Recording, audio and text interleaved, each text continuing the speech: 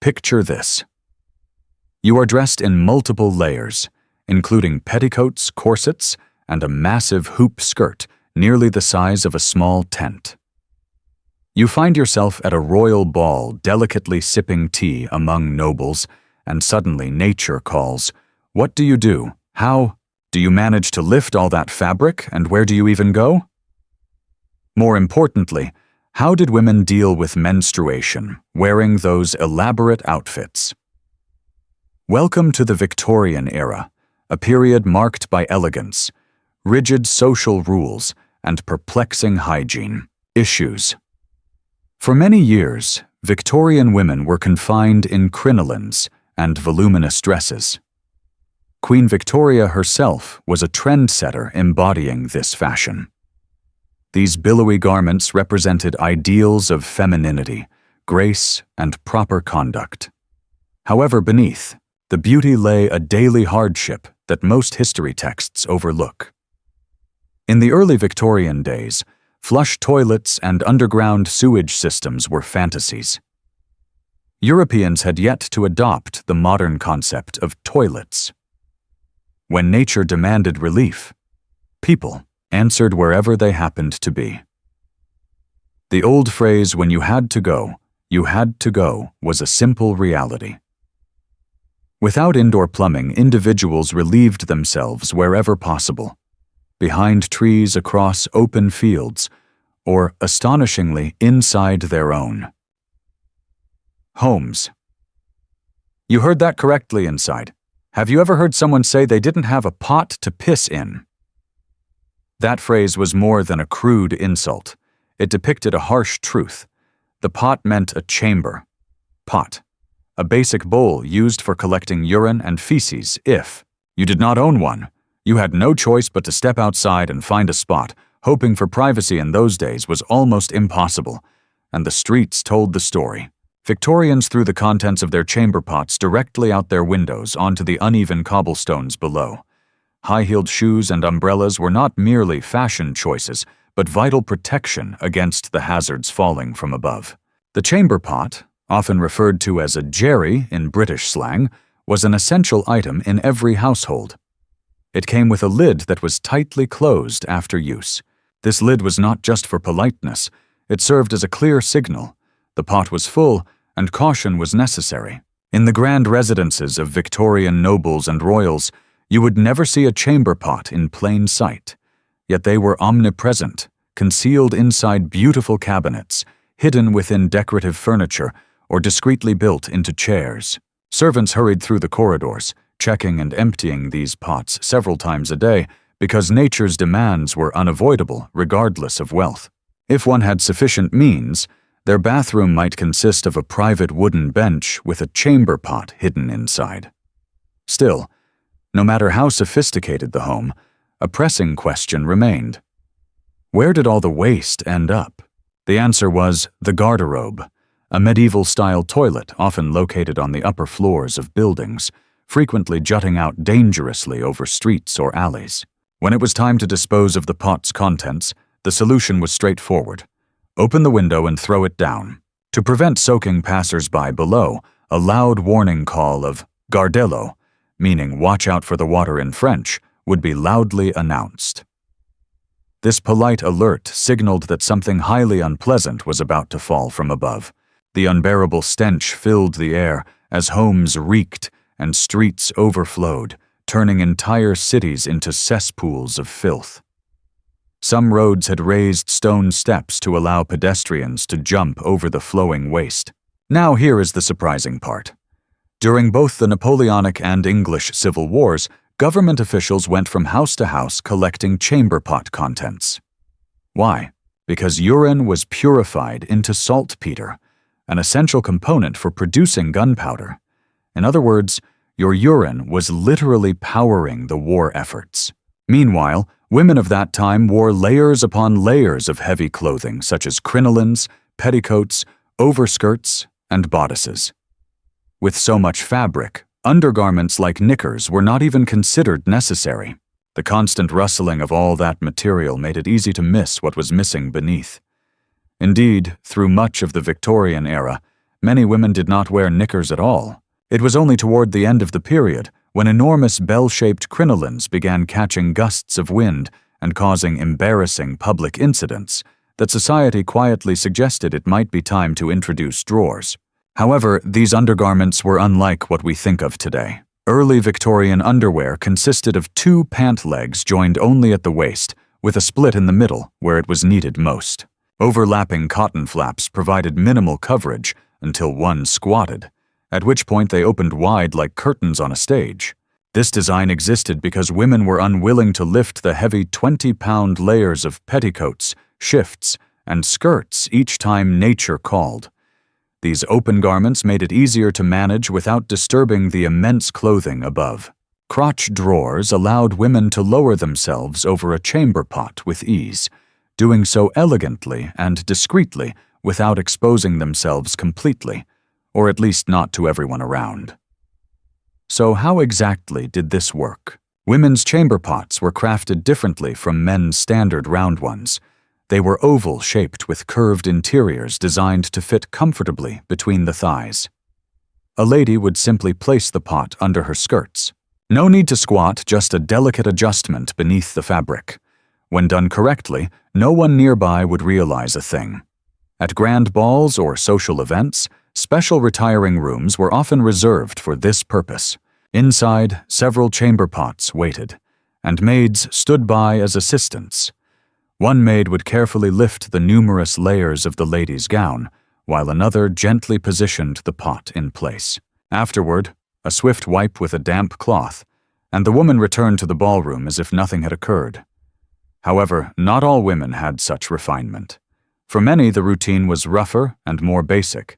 They placed a pot on the floor, lifted their skirts, squatted, and then cleaned up with whatever was available: old newspapers, leaves, or corn cobs. Rest assured, we will explore those quaint details further soon. At the core of a woman's wardrobe was the linen shift, a soft and washable garment that was changed frequently. Sometimes it was replaced every day or each time a new outfit was worn. Maids and servants, on the other hand, wore far fewer layers and lacked the comfort of elaborate dresses or private retiring areas. Privacy in the Victorian era was a rare privilege few even imagined could be expected. When it came to using the restroom, modesty did not come into play when nature called. In less affluent households, entire families would relieve themselves openly together. There were no separate water closets, no locked doors, only the pot, the floor, or the yard. At high society gatherings, gentlemen would casually walk into the garden and take care of their needs among the flowers. Now let's dive into the uncomfortable part, the question everyone thinks about, but rarely voices. How did Victorians clean themselves after using the toilet? Prepare yourself. One of the most common items during the early Victorian times was the dried corn cob. Yes, corn on the cob without the kernels. It was rotated like a rough brush to effectively clean the area. And if that sounds crude, these tools were far from delicate. They were reused and washed infrequently, if at all. Another popular choice was a sea sponge on a stick. After use, it was dipped into a shared bucket filled with salt water or vinegar.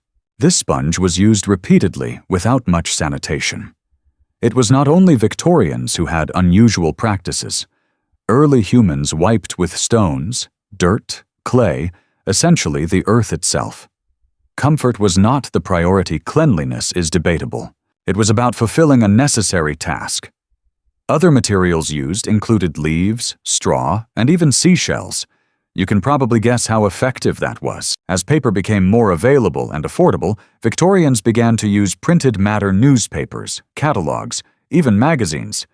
If you ever wondered what happened to last month's edition, might have ended up in the chamber pot. Toilet paper, as we understand it, did not start to take form until the late 1800s, when patents began to emerge. But it was not until the early 1900s that it was produced on a large scale into soft rolled sheets, like the ones we use today. Prior to that, bathroom visits were far from the pleasant experience we now often enjoy. So how exactly did Victorian women cope with menstruation while wearing those massive fabric and steel cages known as crinolines. First, it is important to realize that Victorian women experienced fewer menstrual cycles than women do in modern times. There are 3 key reasons for this. Puberty usually began around the same age, between 12 and 14, but menopause often occurred early, sometimes in a woman's mid-30s. Additionally, poor nutrition combined with constant hard labor meant many women had low body fat, which frequently caused irregular periods. Having fewer menstrual cycles did not mean no cycles at all. When the time came each month, Victorian women faced it without any pads, tampons, or disposable products. Instead, they became inventive. Women did not wear tight undergarments. Their main piece of underwear was a long linen shift, a washable layer that protected costly dresses from oils and stains from the body. However, when menstruation started, women used what was called a T-bandage. Imagine a rudimentary bikini-style bottom tied at the waist and held in place by a cloth strip running between the legs. Inside, it was filled with absorbent pieces of rag. If the woman needed more protection, she would add more layers. This pragmatic yet basic solution was what many women relied on during those times. She could not afford proper fabric, so she might use moss, sheep's wool, or layers of grass. Anything that could absorb the blood. These makeshift cloths were never discarded. Instead, they were carefully washed, dried, and reused repeatedly, month after month. Women frequently had to change their menstrual bandage as many as 12 to 20 times daily, depending on the intensity of their flow. This process was exhausting, uncomfortable, yet absolutely essential. On lighter days, some wore thicker petticoats, hoping the additional layers would catch whatever needed to be caught. In later Victorian times, split-crotch drawers became more common, but they provided little real protection. These garments were designed primarily to make bathroom visits easier rather than to manage menstrual mess. Through everything, women were expected to maintain grace, composure, and remain completely silent about their experiences. Pain, blood, and odor all had to be concealed under layers of silk, lace, and strict social discipline. Although no one spoke openly about it, every woman endured these struggles. How did Victorians clean those enormous floor-length dresses with trains, lace ruffles, and yards of velvet? They did not clean them as we do today. Laundry during the Victorian era was a taxing ordeal involving hauling water, applying soap, and strenuous scrubbing. A physically demanding ritual. For many families, this was done only twice a year during an event grimly known as the Great Wash. Imagine waiting 6 months to wash your clothes. This was not laziness, but a matter of survival. Victorian dresses were not simply thrown into a tub of water, as we might expect. A small amount of detergent was used. Complete washings happened infrequently and involved risk because water and soap could damage delicate fabrics. Therefore, women tended to refresh their dresses by sprinkling talcum powder on them, brushing away dust along with the scent of sweat and skin. This method did not eliminate the odor, but simply masked it. When not being worn, dresses were carefully folded and stored in cedar-lined trunks or closets meant to repel moths and insects. These garments were treasures, not merely clothing, but masterpieces crafted with impressive skill, intricate detail, and the finest materials available.